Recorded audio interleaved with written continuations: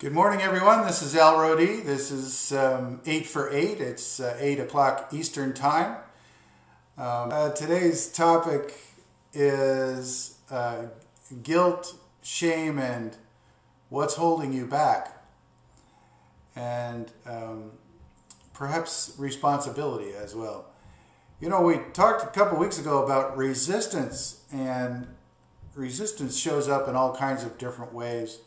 I was thinking this morning at first that I might talk about persistence, because persistence in my book wears down resistance. It's kind of like the analogy of the river that constantly flows, or the stream that constantly flows over rocks, tumbling them around and around, and eventually wearing those rocks down and creating huge, deep gorges in riverways.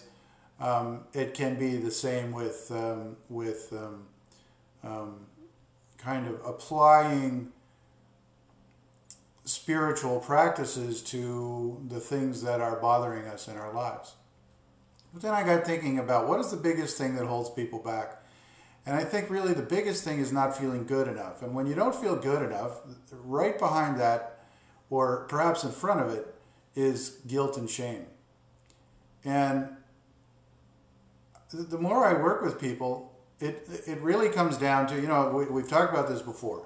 You're either in inspiration or you're in some unwanted negative emotion, or some, in Ho'oponopono language, it would be some shared memory with your ancestors. And so this idea of guilt and shame keeps popping up in all of my private sessions, and I go, what? This seems to be a common theme, and a hugely common theme. And if I keep thinking, if I could just help people understand that there is no benefit, none whatsoever, to guilt and shame, that those people would just somehow miraculously let it go and start on their healing journey. But it becomes deeply implanted in our system. And so I want to kind of talk about the difference between being responsible for the things that we're aware of and feeling guilty and ashamed about them. Now, we all make mistakes, and I'm no exception to that. We all make lots of mistakes, and many of you have heard me kind of share mistakes that I've made over some of these calls. And I like to do that because you know, I don't want to present myself as anything other than a human being having a human experience, and perhaps learning a few things along the way, and those things that I learn I like to share. And so I gain something from that, and hopefully you do too. So one of the things that I've come to do, though, for myself is when I make a mistake, I recognize it and think about it for maybe no more than 30 seconds. And this is a new habit that I've developed for myself. Rather than beat myself up, even the things that I do that I feel really bad about, like when I might lose my temper with my son and raise my voice, and then I feel really bad about that, I make a conscious decision to forgive myself instantly for that. And then often I'll do a round of EFT, or I'll do some Ho'oponopono around that issue, and I wait for the shift inside my body. And then it's like, oh well, that happened. Oh well, that happened. And I can't change the fact that it happened. But in forgiving myself, instantly, I reduce the risk of it happening again, or in a stronger way, or, you know, in the near future, or to continue the anger toward my son, or whatever it is that's happened to cause me to feel guilty. Yes, I have the guilt. You can't stop an emotion from coming into your awareness. But once it's in your awareness, then you have a responsibility to clean it up and to allow the guilt and shame to just go with the flow of energy to clean that and allow the flow of positive love and gratitude and forgiveness to come back into your life.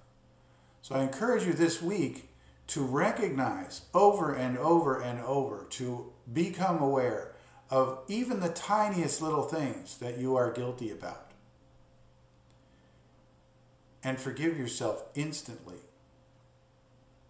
So, tapping on the karate chop. Even though I have this guilt and shame, I deeply and completely forgive myself right now. Even though I have this guilt and shame, I choose to be filled with peace and joy. And I love and accept myself deeply and completely. Even though I have this guilt and shame, only in this moment, I choose to let it go with the flow of energy and replace it with love and gratitude and forgiveness for the new message that I am receiving in this moment. I am on a journey and I never get it wrong. And so there is no room in my life for guilt and shame. I move forward with my life in an open, allowing manner without fear of attracting more guilt and more shame. Top of the head. I have this guilt and shame. I recognize it. I release it. I have this guilt and shame.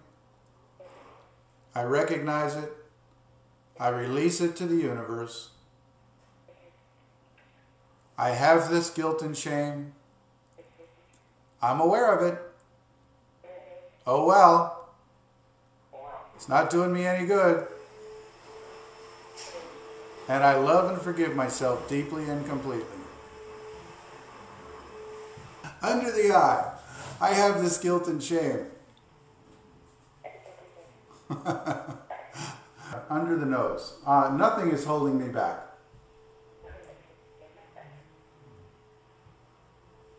As I release guilt and shame to the universe, I am free to allow love and forgiveness. On the chin, I am filled with peace and joy. I am free of pain and illness. I am blessed with good fortune. On the collarbone, I love you.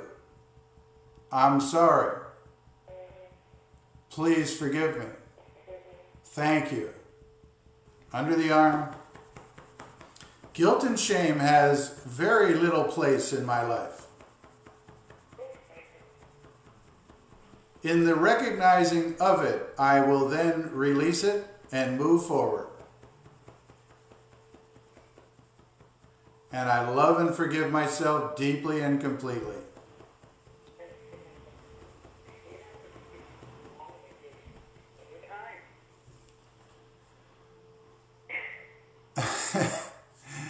This is Al Rodee. This has been 8 for 8. I hope you have a wonderful week. I hope you can use that tapping sequence throughout the week whenever guilt and shame pop into your awareness.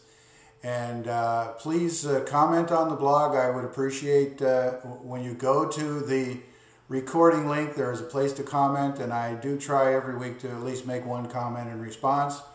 And I love you. I'm sorry. Please forgive me and thank you. Have a wonderful, inspiring, allowing, open, guilt-free, and shame-free week. This is Al Rodee. Bye.